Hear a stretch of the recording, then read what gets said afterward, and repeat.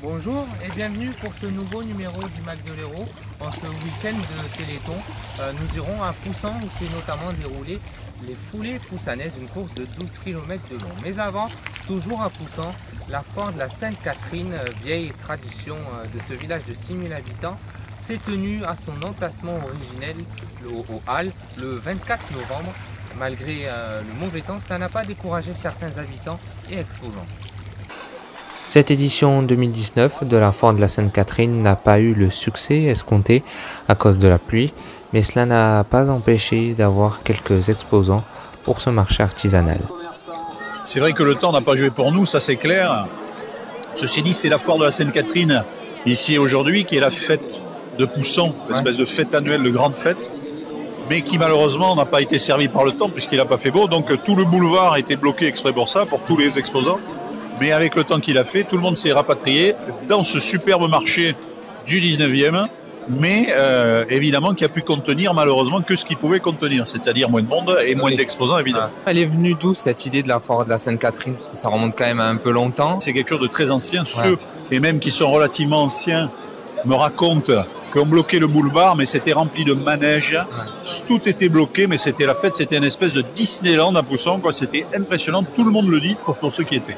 À l'intérieur, des produits régionaux comme les tripous, le saucisson et le pâté, mais aussi une dégustation de vin. Des petites fabrications artisanales au cœur de Noël sont venues compléter ce marché. L'ambiance était donc conviviale malgré le mauvais temps. Rendez-vous l'année prochaine pour avoir comme prévu une rue remplie de commerçants. L'un des événements phares des 24 heures de Poussan au profit du Téléthon a été les foulées poussanaises, une course de 12 km de long qui a réuni amateurs comme professionnels. Regardez.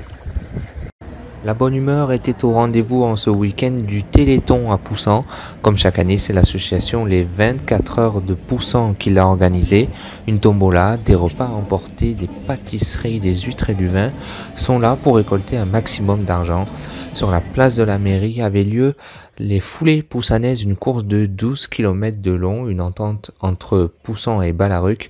Plus de 230 personnes y ont participé pour le plaisir et avant tout pour le Téléthon. Le premier est arrivé en moins de 48 minutes. C'est un bon parcours, il y a un peu de bitume, du monotrace, petite montée, descente régulière, même assez confortable pour courir.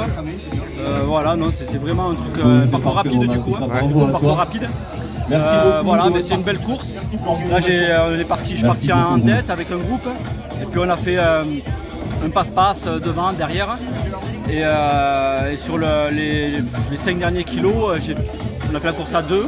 Et du coup, la personne qui était devant moi, je l'ai repris juste à l'entrée du village là, voilà. Et c'était chouette. Oui, je cours régulièrement. Je suis en club de Pérol et puis après j'ai un coach également, un coach à moi qui m'entraîne sur des prépas trail, distance marathon.